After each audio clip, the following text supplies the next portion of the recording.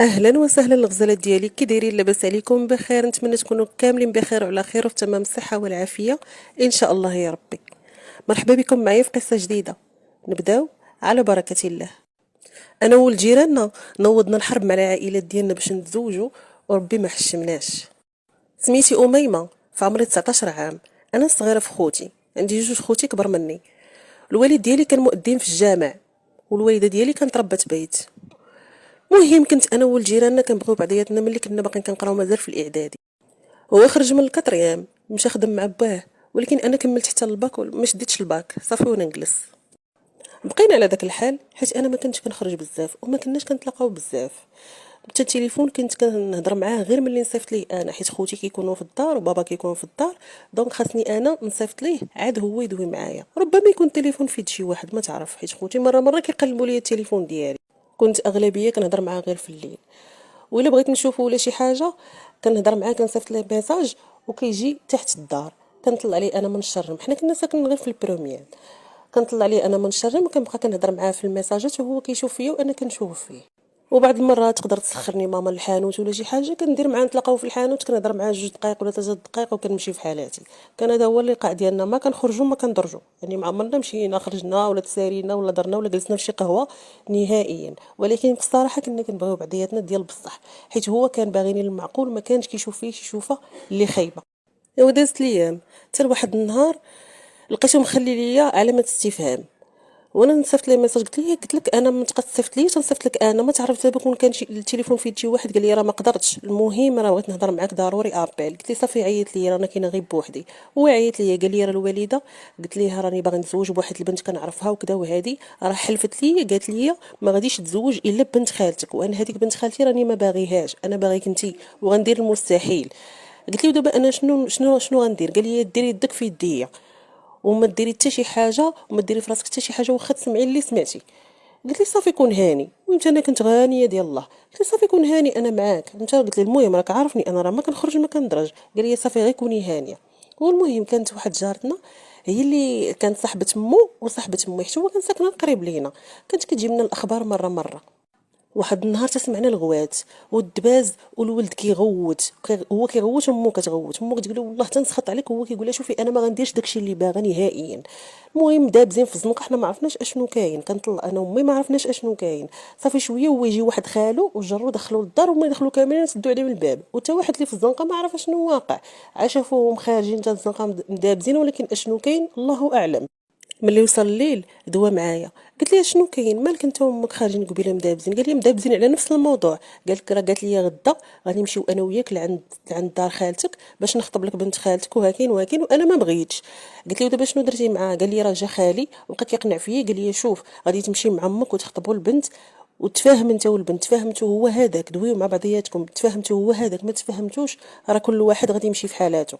قلت له وانت شنو غادي دير؟ قال لي غنمشي معاها. قال لي هي باغا نمشي معاها، غنمشي معاها وغندير لها الشوهه تمايا. قلت له واش كتهضر مني انت؟ قال لي شوفي انت غتفرجي وسكتي. وصل لغد ليه وانا كنتسنى فيه غير يرجع باش يعاود ليا شنو كاين. والو السيد ما دواش معايا نهائيا، كان صيفط المساجات ما كيتقراوش، يعني التليفون ما خدامش حيت انا ما عندي لا صولد لا والو. صافي بقيت على داك الحال كنتسنى شداني النعاس.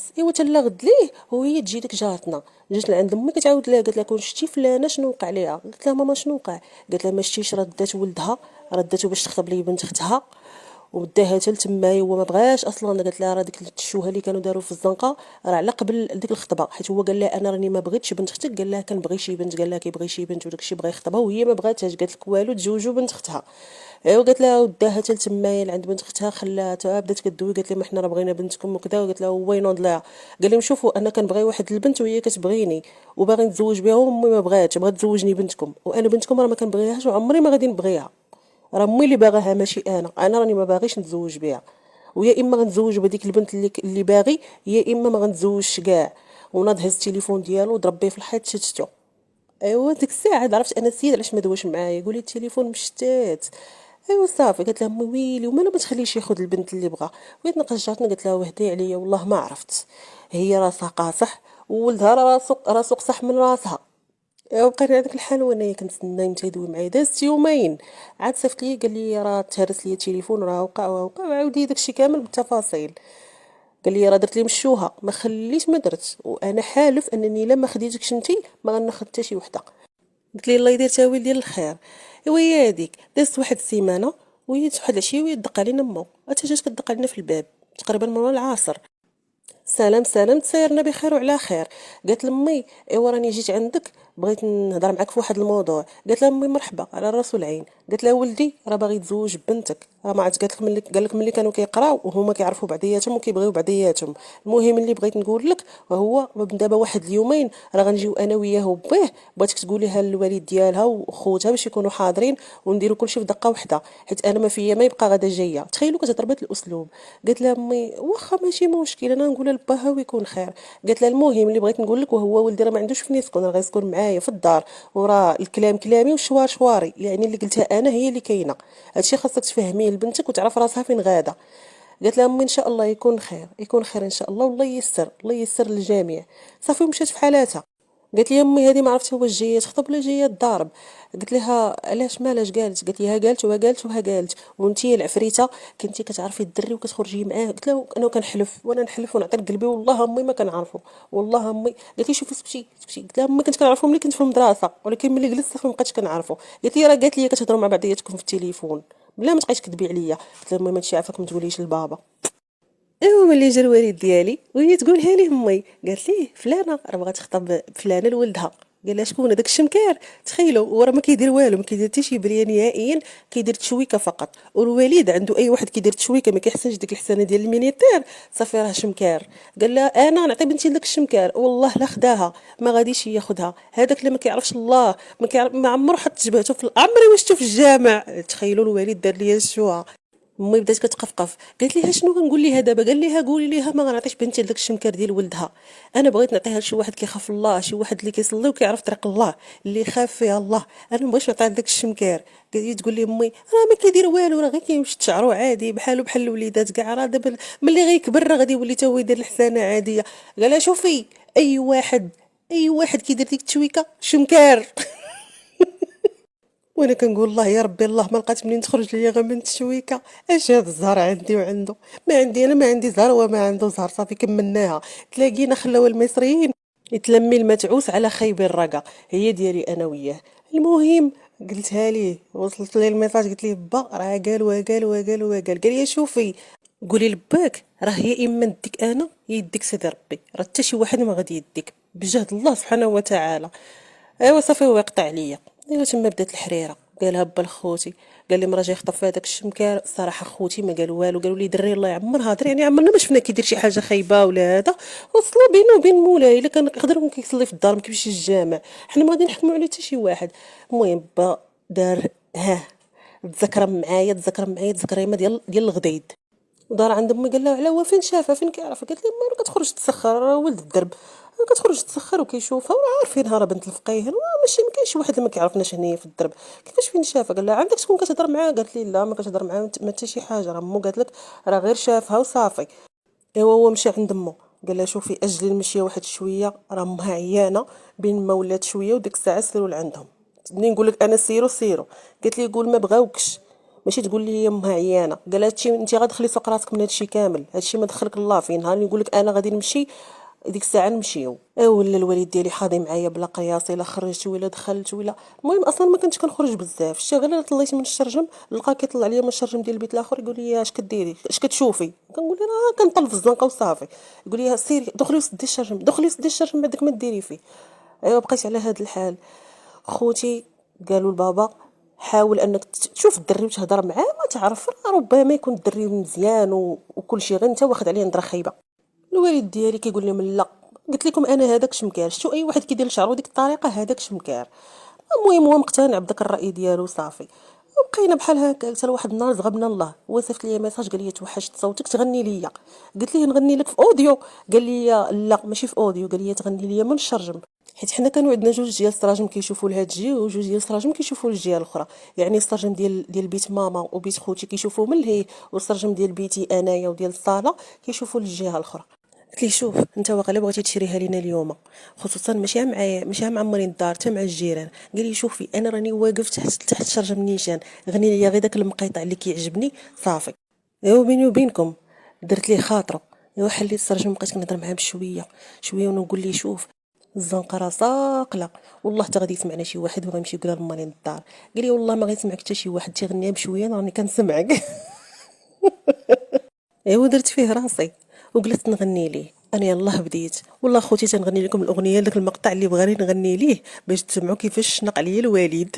ايوا طلقت حلقي وبديت ونقولوا لحبيبي ليحة فيني باللي فات، ونقولوا لحبيبي بصح تبادر اللي درتي، وهاو يا الخلاطة شتا يسواو، ويسواو الريح دوك اللي قالوا كلام العار. واش نق عليا الوالد قال لي يجي العار هو اللي غندير فيك اليوم.